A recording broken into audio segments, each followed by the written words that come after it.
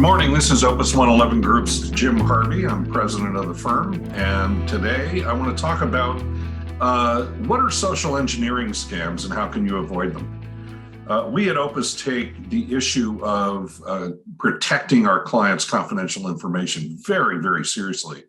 And as a consequence, anything that we can do to educate you or our clients on this subject is important. Let's say you receive an email from a website that you regularly use asking you to click a link to change your password due to suspicious activity.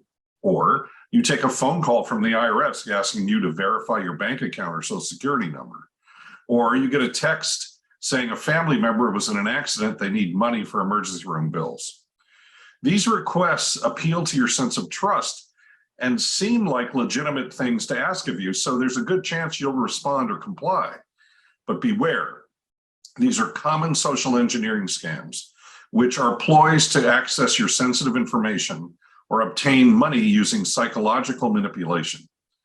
So educate yourself. The best way to avoid being a victim of this kind of attack is to recognize the signs and know how to protect yourself. Here are the most common social engineering scams: phishing, smishing, and vishing. These words may sound like nonsense, but they're all widely used ways of tricking you into giving away your personal information. Phishing, spelled P-H-I-S-H-I-N-G, occurs when a scammer sends you an email with a seemingly legitimate link to click, such as email requesting a password change.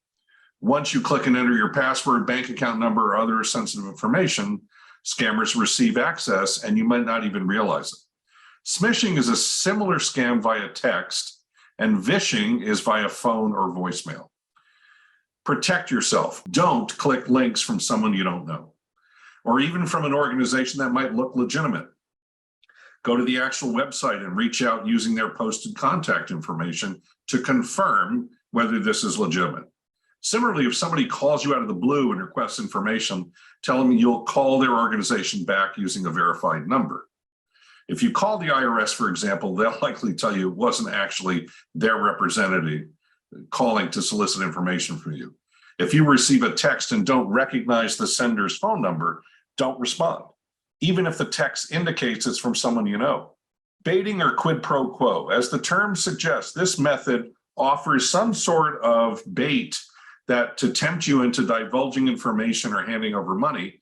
It could be a physical bait, such as a flash drive that seems legitimate, or digital bait, such as enticing advertisement to click or a music download. In reality, these drives or links infect your computer with malware or direct you to unsecure websites.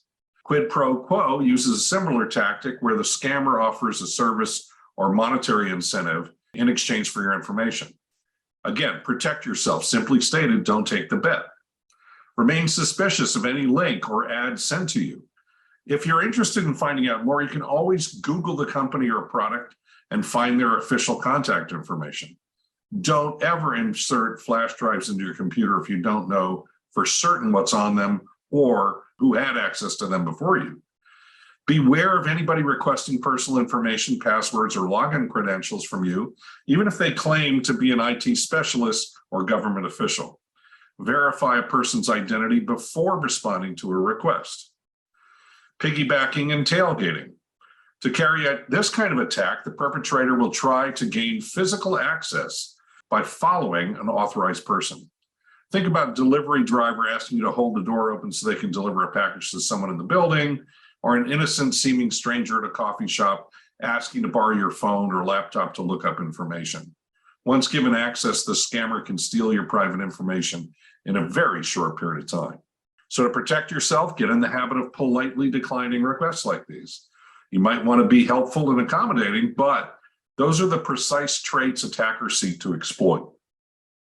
You can always offer to look up directions or a phone number yourself rather than allowing someone access to your device. And you can tell the delivery driver to phone the package recipient to gain entry to the office or your condo building. Don't be the person who falls for the trick just because you were trying to be kind to strangers.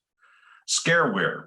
Social engineering scams aim to make you act quickly based on emotion, and this form of attack does exactly that. You're working on your laptop and suddenly see a pop-up warning you that your computer has multiple viruses. It instructs you to download software immediately, protect your personal information and files. This is how they put the scare in scareware.